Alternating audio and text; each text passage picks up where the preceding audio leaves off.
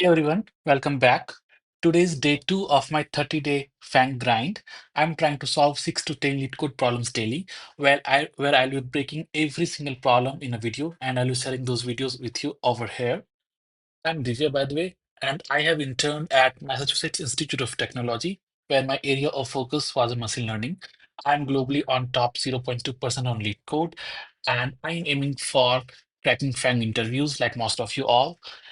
By the way, yesterday we crushed some sliding window basics, and today we are diving into two-pointer techniques, which is absolutely critical for FAANG interviews.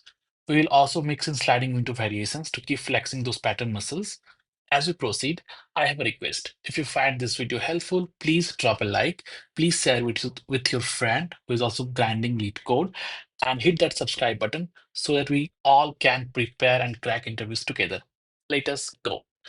So I'm assuming this is the fourth problem for today, and it is problem number 18 on LeetCode, which is coincidentally for sum, and it is pretty much identical to the past three or two problems that we have solved, the two sum two problem, the three sum problem, and now the four sum problem. I hope if you are following me from these two past problems, you must have recognized the structure of the two sum 2 that we have used in threesome. In the similar way, we will be using the same structure of two sum 2 in this problem. I don't feel the need of repeating the description of this problem because it must be very obvious to you what this problem demands from us, okay? So I will directly jump to the dashboard and we'll try to investigate and find the solution for this problem. And we'll explore several paths that are possible and the most convenient paths that we can take. Let us go to the dashboard now. Here we are. We see that we have been given a nums array and we have been given a target, and we have to determine four different elements such that they sum up to the given target. All right. So what will be the brute force approach for this problem? The brute force approach for this problem will be, hey, let us choose first element in a single loop, next a second loop within that loop, and let us choose a second element. And since we have chosen two element, the remaining element that we have been left is just two element. And for that, we can use the two sum structure that I showed you initially. Okay, where it is there, right? We can use this structure of the code and we can find the remaining two element and also arrive at our solution. But the difficult part of this thing is it will be bounded above quadratic path. Okay, so something that we cannot afford. Okay, and so we'll skip this path. We'll not take this brute force approach because it will be close to cubic. Now, what is the optimal way that we can take? There are two optimal paths that we can take. The first is we choose an element, let us suppose this element, and on the remaining area of this array, we call the threesome structure. Okay. The second thing is we choose the first two element like this, and on the remaining part of the array, we call the two-sum structure. For me, this one is more convenient. And what I have done in my code is I have generalized it. Generalized it not just for four sum, but for any arbitrary sum. As in, suppose we have been given, let us suppose five sum. In that case, how can we proceed?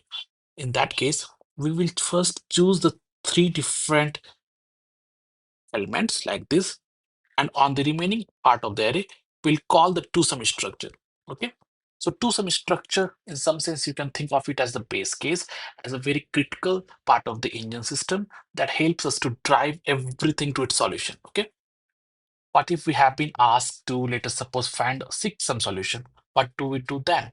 In that case, we choose four different elements like this: one, two, three, four. And for the remaining two elements, we scan the remaining part of the array using two-sum structure. Okay. Let us come back to the code and we'll see how we approach the solution. The first thing that we do is nums.sort. It is important for the two-sum structure and the game is on at this part.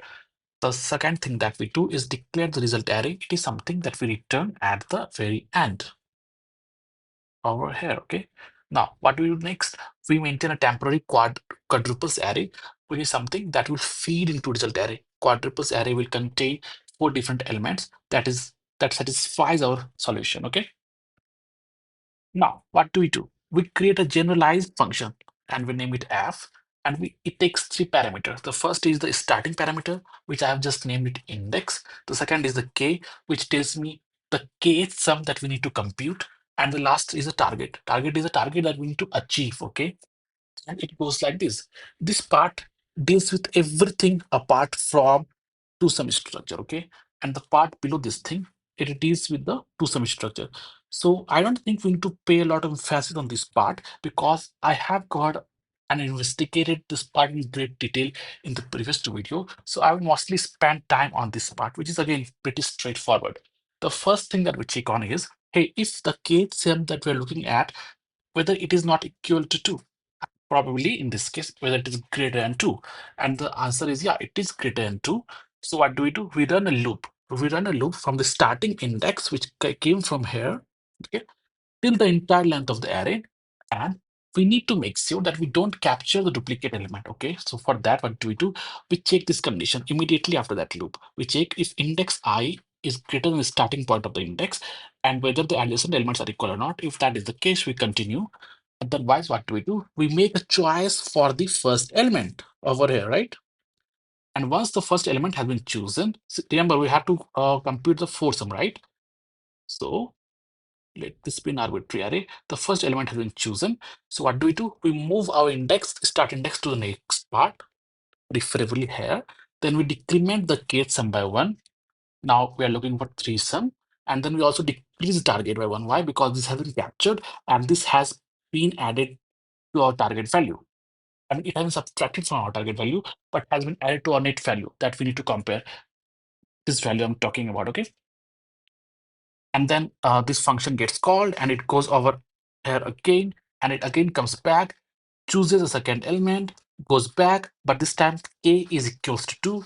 So in that case, it just jumps out of that part and it comes over here. Now notice this thing.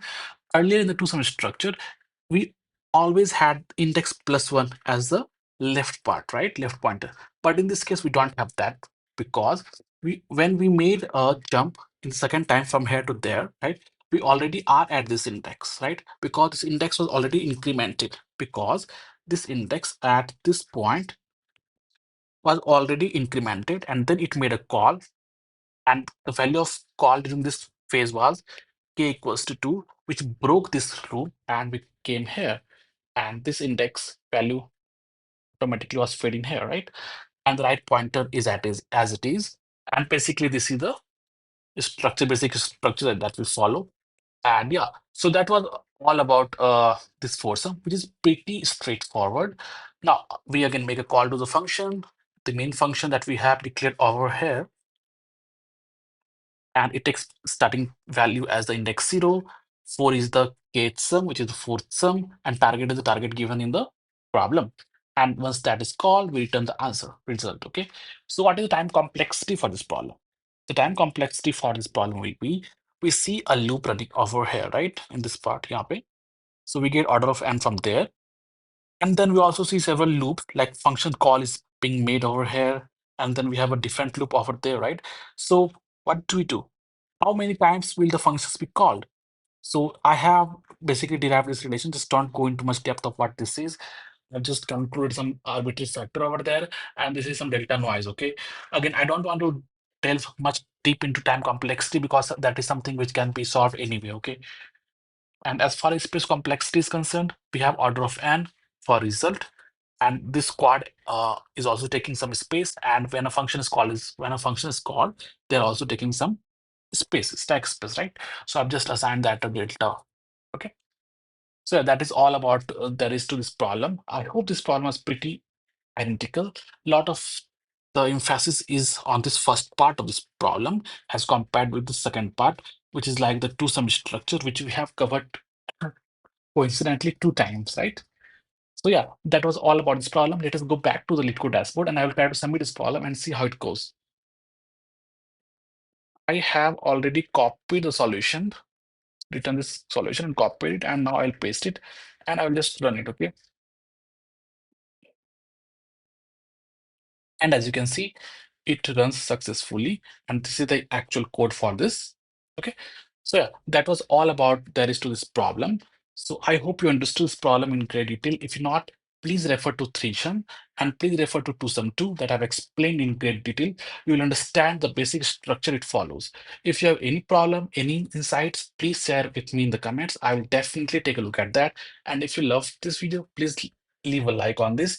Any suggestions are welcome. So yeah, let us move back. Let us move to the next problem, which is 680 for day 2.